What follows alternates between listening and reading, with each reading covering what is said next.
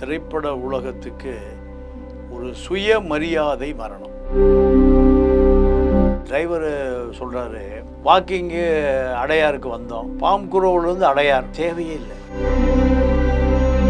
பல நாள் அறிந்த நண்பர்கள் சொல்கிறாங்க, 15-20 நாளைக்கு முன்னாடி அரசியல்லாம் பேசினார். ஏன்னா உடம்பு சரியில்லையான்னு கேட்டேன். இப்போ பைபாஸ் சர்ஜரி பண்ண வேண்டிய தேவை இருக்குது அப்படின்னு சொன்னார். உடம்பை பார்த்துங்க, என்னப்பா முடிஞ்சு போச்சு, நீ எவ்வளோ காலம் இருக்கிறோமா இருந்துட்டு போக வேண்டியதானே.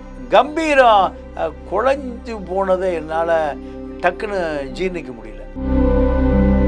ரஜினி, கமல், விஜய், அஜித் யாரையும் பார்க்க மாட்டேன். தவறு என்றால் உடனே முதல் குரல் அவருடைய குரலாக தான். திருட்டு விசிடி ஒழிப்பு படை, ஒரு படையே வச்சிருந்தேன். கே ராஜனால தான் திருட்டு விசிடியே ஒழிஞ்சுது.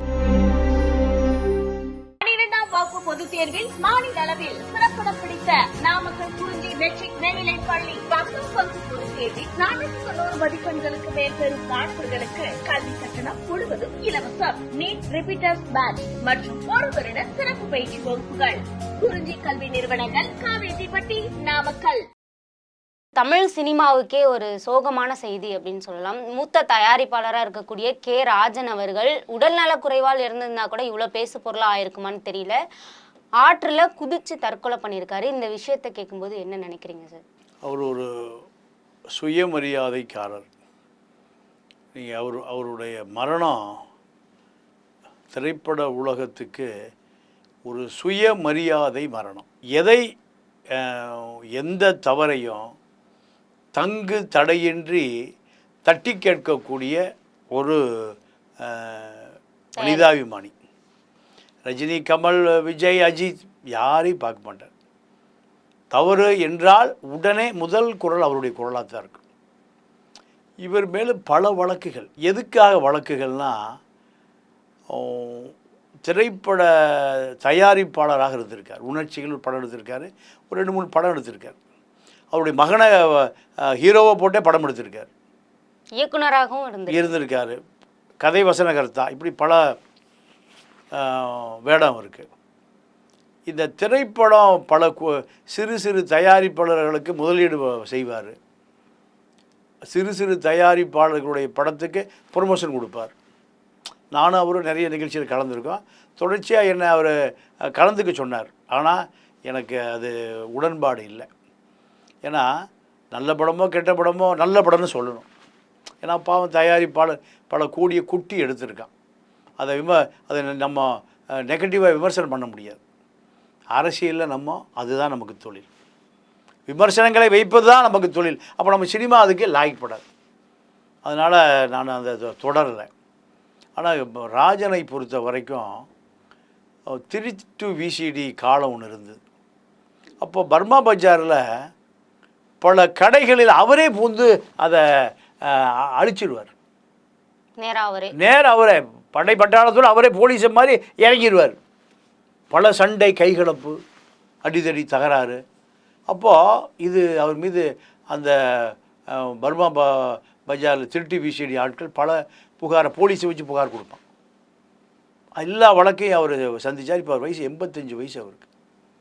இதில் விட அவருக்கு ஒரு சிறப்பு என்னென்னா, விநியோகர் சங்க தலைவர். நீங்கள் இந்த படத்துக்கு ஏங்க ரஜினிக்கு 40 கோடி 50 கோடி அப்போ 100 கோடி கொடுக்குறீங்க? படம் ஓடிச்சுன்னா கொஞ்சம் சம்பளம் கொடுங்க, ஓடலைன்னா சம்பளம் கொடுக்காதீங்க. அவரை ஒரு பார்ட்னராக சேர்த்துக்க. தயாரிப்பாளருக்கு ஒரு ஆரோக்கியமான யோசனை சொன்ன ஒரு மனிதர். இதை யாரும் சொல்ல மாட்டான். அப்போவே கமல், ரஜினி, விஜய், அஜித் இந்த ஜாம்பவன்களை பார்த்தா பயந்துக்குவான். சினிமாக்காரன் பூராமே பிறவி கோலை, பயந்தான் கொல்லி பயிலுவான். அப்போது தைரியமாக திருட்டு விசிடி எங்கெங்கே வச்சுருக்காங்களோ திருட்டு விசிடி ஒழிப்பு படை, ஒரு படையே வச்சுருந்தேன். நான் 2025 வருஷத்துக்கு முந்தி அவருக்கு ஒரு 60 வயசு. அப்போவே இளைஞனை போல தான் இருப்பேன். கே ராஜனால தான் திருட்டு விசிடியே ஒழிஞ்சுது. நீங்கள் ஏதாவது ஒரு படம் எங்கேயாவது வெளிநாட்டு உரிமையில் அதை பிரதி எடுத்து, சென்னையில் பல இடங்களில் திருட்டு விசிடி ஃபேக்ட்ரி இருக்குது. இப்போ அதெல்லாம் தேவையில்லாமல் போச்சு. அப்போ அந்த ஃபேக்ட்ரிகளை நீங்கள் ஆள் வச்சு விசாரிச்சுட்டு அவரே எனக்கு ஒரு 1000 கேசட் வேணும்னு கேட்பார்.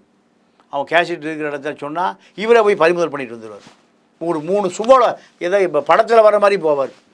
அந்த இடத்த அப்படியே அத்தனை அந்த மிஷின் கேமரா எல்லாத்தையும் எடுத்துகிட்டு வந்துடுவார். இல்லை, இப்படிப்பட்ட தைரியமானவருக்கு எப்படி சார் தற்கொலை பண்ணிக்கணுன்ற எண்ணம் வந்துச்சு? குடும்பம் தான் காரணம். அவருடைய பெரிய மகன் பிரபு வச்சு படம் எடுத்தார். பெரிய மகன் பிரபு அவரோட இருக்கார். ஒரு 10 ஆண்டு காலம் பாம்புக்குள்ள ஹோட்டல் தான் தங்கியிருக்கார். இல்லை ஓராண்டு காலம்னு செய்தி. இல்லை இல்லை இல்லை இல்லை, அதெல்லாம் போய் நானே பல முறை பார்த்துருக்கேன். ஸோ அதாவது இப்போது இந்த சமூக வலைதளத்தில் ஒரு 5% உண்மை இருந்தால் போதும், 95% பிட்டா பண்ணிடுவான் நம்மால். இதுதான் நீங்கள் இப்போ டிவி இப்போ ஓடுறதில்ல, யாரும் பார்க்குறதில்ல. அவன் அரசியல் கட்சிக்கு சார்பாக இருக்கான். இப்போ அதே நிலைமை இந்த சமூக வலைதளம் யூடியூப்பருக்கு வந்துட்டான். எனக்கு அவரை 25 வருஷமாக தெரியும். 25 வருஷத்தில் அவர் ஒரு பள்ளிக்கூடம் நடத்தினார். அந்த பள்ளிக்கூடத்தை இப்போ உடனே பிரித்து சொத்தை பிரிக்கணும்னு அவருடைய குடும்பம் இப்போ ஒரே சண்டை சச்சரவு. அது ஒரு டிப்ரெஷன். அவருக்கு மனைவி இறந்துட்டாங்க, அது ஒரு அழுத்தம். நிறைய ஃபைனான்ஸ் கொடுத்தாரு, எவனும் பணமே திருப்பி கொடுக்கல, பணமெல்லாம் போச்சு.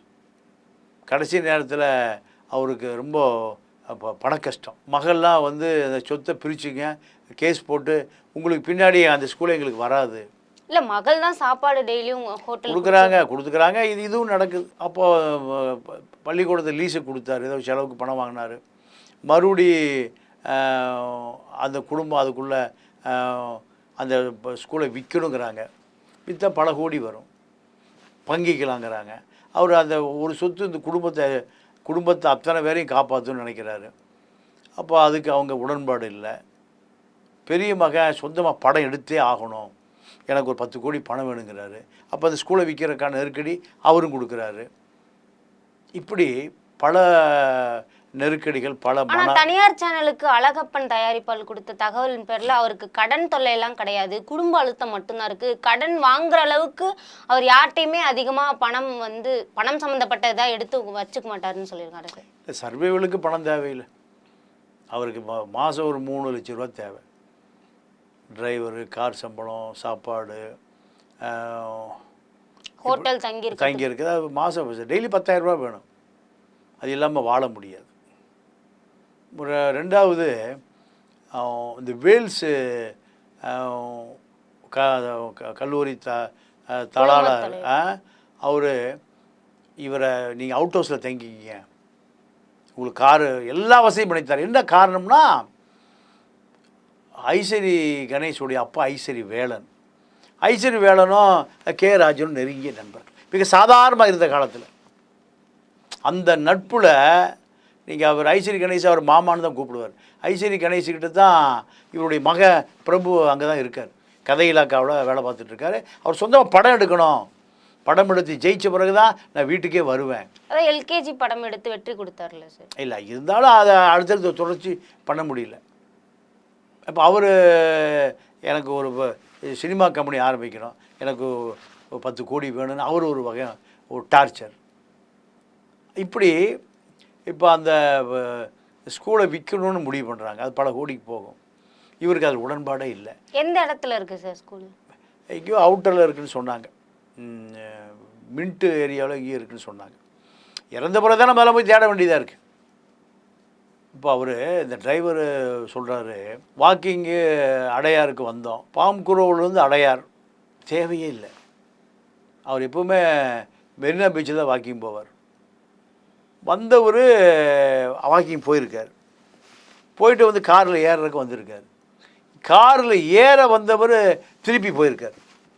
எங்கடா இவர் போகிறாரேன்னு பார்த்தா அந்த படி மீது ஏறுவதை பார்த்து அந்த டிரைவர் பதறார். அது ஒரே புதை குழி, அது தண்ணி இல்லை, அது பூரா சகதி. நீங்கள் இப்போ ஒரு பாடகியினுடைய கணவர் அங்கே தான் விழுந்து இறந்தார். அப்போ கண்ணுக்கு முன்னால் டிரைவர் பார்க்குறாரு, தன்னுடைய முதலாளி தற்கொலை பண்ணி இறக்கிறத பார்க்குறாரு. இப்போது அவரை பல நாள் அறிந்த நண்பர்கள் சொல்கிறாங்க, அவ்வளோ தைரியமான ஆளுங்க அவர். எனக்கு ஒரு 15-20 நாளைக்கு முன்னாடி அரசியல்லாம் பேசினார். அப்போது ஒரு கம்பீரம் இல்லை. ஏன்னா நான் உடம்பு சரியில்லையான்னு கேட்டேன். இப்போ பைபாஸ் சர்ஜரி பண்ண வேண்டிய தேவை இருக்குது, அப்படின்னு சொன்னார். உடம்பை பார்த்துக்குங்க, என்னப்பா முடிஞ்சு போச்சு, நீ எவ்வளோ காலம் இருக்கிறோமோ இருந்துட்டு போக வேண்டியதானே. அப்போது இந்த கம்பீரம் குழஞ்சு போனதை என்னால் டக்குன்னு ஜீர்ணிக்க முடியல. ஒரு தடாலடியாக பேசக்கூடிய நபர். ஏன்னா தயங்காம நேருக்கு நேரா. ஆமாம், பயில்வானுக்கு அவருக்கு சண்டை நடந்துகிட்டே இருக்கு. ஐயோ நீ பெண்கள்லாம் பேச ரொம்ப தரந்தாழ்த்தி பேசாதையா, பயில்வான் சண்டைக்கு போவார். அப்போ இப்படிப்பட்ட மனிதர் 85 வயதுலேயும் ஒரு இளைஞராக இருந்த கே ராஜன் மரணங்கிறத சினிமா உலகம்ல அவரை அறிந்தவர்கள் கூட நம்ப முடியல. நீங்கள் கடைசி வரைக்கும் நீங்கள் எத்தனை ஆண்டு காலம் என்னுடைய விருந்தினர் இல்லத்தில் இருக்கலான்னு ஐஸ்வரி கணேஷ் தொடர்ந்து கூப்பிட்டே இருந்தார். உங்களுக்கு கார் என்கிட்ட ஒரு 15 கார் இருக்குது, எந்த காரமான வச்சுக்கோங்க, என்னுடைய தந்தை ஸ்தானத்தில் நீங்கள் இருக்குன்னு அவர் கூப்பிட்டார். போகலை. இல்லைப்பா, நான் சுயமரியாதையாக இருக்கணும், நான் எனக்கு தேவையான உதவினா வர்றேன்ப்பா, நான் இப்படி சொன்னதாக எனக்கு தகவல் சொன்னாங்க. அப்போ இந்த அளவுக்கு தன்னம்பிக்கையான ஒரு நபர். நீங்கள் இன்னொரு பத்திரிகையாளர் சொன்னார், அவருடைய இந்த பாடி லாங்குவேஜும் கம்பீரமாக இருக்கும், யாராக இருந்தாலும் அசால்ட்டாக டீல் பண்ணுவார். இந்த நபர் தற்கொலை செய்தார்னு நம்ப முடியல. அப்போது தற்கொலை செய்கிற எண்ணம் வருகிற பொழுது உயிரா மானமா, 2 விஷயம்தான். மானம்தான் பெரியதுனா உயிரை விட்டுருவோம், உயிர் தான் பெரியதுனா மானத்தை விட்டுருவோம். பல பேர் மானமே தேவையில்லை, உயிர் இருந்தால் போதும். மானத்தை விற்று எப்படியாவது பணம் சம்பாரி, உயிரோடு இருந்தால் பணம் வந்த பிறகு போனது மானத்தை விலை கொடுத்து வாங்கிடலாம். அதுதான் நம்ம தமிழ்நாட்டு பழக்கமாக போச்சு. ஆனால் ராஜனை பொறுத்த வரைக்கும் மானம் மயிலிறகை விட எனக்கு கனமானதுன்னு அவர் சொல்கிறார். கே ராஜன் பல தயாரிப்பாளர்களுக்கு ஏப்பா நீ இந்த பணத்தெல்லாம் வச்சுட்டு வந்தீங்கன்னா லாஸாக போய் ஊருக்கு போப்பா, இப்படி பல இளம் தயாரிப்பாளர்கள் பாதி பேரை காப்பாற்றிருக்கார். ஆனால் ஒரு 50 லட்சம் இருக்குண்ணே, பூஜை போட்டு ஊருக்கு போயிருப்பா, இந்த காசை எந்த சொத்தை விற்றையோ அந்த சொத்தை போய் வாங்கி பல பேரை அனுப்பிச்சு எனக்கு தெரியும். ஏன் 50 லட்சம் வச்சு படம் காணாமல் போயிருப்பா. எதா வேறு ஆள்கிட்ட போனீங்கன்னா அண்ணா இதை ஒரு வச்சு படம் எடுத்து இன்னொரு 5 கோடி கடன் வாங்கி அடுத்த ஷூட்டிங் கொண்டு போய் நயகராவில் எடுத்து ஆஸ்திரேலியா இப்படி தான் சொல்லுவான். ஆனால் அவர் நீ முடிஞ்சு போயிடுவேன், பல கோடி லாஸ் ஆயிரும். இப்போ இன்னொரு காரணம் என்ன சொல்லப்படுதுன்னா, இப்போ வளர்ந்து வரக்கூடிய தயாரிப்பாளர் நிறுவனங்கள்னால இவருக்கு அழுத்தம் ஏற்பட்டிருக்கலாம், அதனாலேயும் மன உளைச்சல்ல இருக்கலாம்னு சொல்கிறாங்க. இல்லை, அதுக்கெல்லாம் அவர் பயப்படுற ஆள் இல்லை. அதுக்கெல்லாம் அதாவது இதில் அவருக்கு குடும்ப அழுத்தம் ஒன்று, அதை தாண்டி அவர் சர்வைவலுக்கு பிரச்சனை, 2 தான். ஒரு மனிதன் நிலை குலைவது 2 விஷயத்துக்காக தான். ஒன்று குடும்பத்தில் தனக்கு கடைசி காலத்தில் எந்த மரியாதையும் இல்லை, யார் சொன்னாலும் கேட்க மாட்டாங்கிறான், எல்லாம் சண்டை பிடிச்சிக்கிறான், சொத்தை பிரிக்கணுங்கிறான், பங்கு வைக்கணுங்கிறான். அப்போது அந்த நிலைமை வரும்போது அந்த முதியவர் அந்த குடும்பம் கட்டுப்படாது. அந்த குடும்பம் எனக்கு பணம் வேணுயா, எனக்கு காரு வேணும், எனக்கு பங்களா வேணும், எனக்கு படம் எடுக்கணும், காதிலே வாங்க மாட்டாங்க. நான் பல குடும்பங்களை பார்த்துருக்கேன். அப்போது யார்கிட்ட சண்டை பிடிக்கிறது, யார்கிட்ட தகராறு பண்ணுறது, பேரங்கிட்டையா சண்டை பிடிக்கிறது, பேத்திக்கிட்டே சண்டை பிடிக்கிறது, மகன்கிட்டையா மகனையா திட்ட முடியும், மகளையா பேச முடியும், மனசுக்குள்ளே வந்து வேற வந்து அடிப்பான், போயார் தெரிஞ்ச தூக்கி போட்டு வந்துடுவான். குடும்பமே அந்த அழுத்தத்தை கொடுக்குற பொழுது தன்னை பாதுகாக்க வேண்டிய குடும்பம், 85 வயசு முதுமையில் தன்னை பாதுகாக்க வேண்டிய குடும்பம் தன்னை தூக்கி போட்டு பணம் தான் முக்கியம், சொத்தை விற்று பங்கு பிரிச்சுக்கும். பல கோடிக்கு போகும் அந்த பள்ளிக்கூடம், இப்போ அது பங்கை பிரிச்சிடுவான். அவனுக்கு ஒரு தேவை, அவனுக்கு எல்லாம் கெட்டு போகிற தேவை, அழிஞ்சு போகும், கெட்டு போயிடும், லாஸ் ஆயிரும், இழந்துருவீங்க பணத்தை. அந்த சொத்தினுடைய வலிமை, சொத்தினுடைய மகிமை அவங்களுக்கு தெரியல. அது எப்பவுமே சோறு போடும். விற்றுட்டா ஒரு 2-3 வருஷத்தில் அது கரைஞ்சி போயிடும், அந்த பள்ளிக்கூடம் போயிடும். அப்போது இதை அவர் தொடர்ச்சியாக வலியுறுத்துறாரு, யாரும் கேட்கல. அதை லீஸுக்கு விடுறாரு, அவர் திருப்பி வாங்குறாரு. இவருக்கு சர்வைவல் பிரச்சனை, விடவும் மனசு. அது அந்த குடும்ப தலைவனுடைய இடத்துல இருந்து பார்த்தா தான் தெரியும். நீங்கள் ஈரோட்டில் ராணான்னு ஒரு பெரிய குடும்பம், ஈரோட்டில் அவர்கள் தான் பெரிய தொழிலதிபரை, அவருடைய மகன் கொடுத்த அழுத்தத்தில் அவர் தற்கொலை பண்ணி இறக்குறாரு. அதுக்கு பல காரணம் சொல்கிறாங்க. அதாவது இப்போ ஜெயலலிதா கிட்ட நெருக்கமாக இருந்தார். யார் வெறுங்கையோடு அனுப்ப மாட்டார். யார் போனாலும் இந்த 10,000 வச்சுக்க 20,000 வச்சு புல்லும் தொழிலதிபர். காரணம் அந்த குடும்பம் அவர் கட்டுப்பட மறுக்குது. கடனாகி போச்சு, லாஸு, காசை பூரா தானம் தர்மம்னு பண்ணார். இப்படி தான் இப்போ கே ராஜனுடைய நிலைமையும் 2 விஷயம். ஒன்று, தன்னுடைய குடும்பம் தன்னை அவமதிக்க ஆரம்பிச்சிட்டாங்க. யாரும் சொல் பேச்சு கேட்கறதில்ல. பணம் தான் முக்கியம், கோடிகள் தான் முக்கியம். அப்போ 85 வயசு, தனக்கு பைபாஸ் சர்ஜரி பண்ணணும், இதய நோய், மாத்திரை, மருந்து, தன்னுடைய சர்வைவல், ஹோட்டல் வாழ்க்கை. அது எப்படியுமே ஹோட்டல் வாழ்க்கை குறைஞ்சது மாதம் ஒரு 2-3 லட்ச ரூபா இல்லாமல் ஓட்ட முடியாது. இதுதான் யார்கிட்ட போய் கடன் கேட்குறது.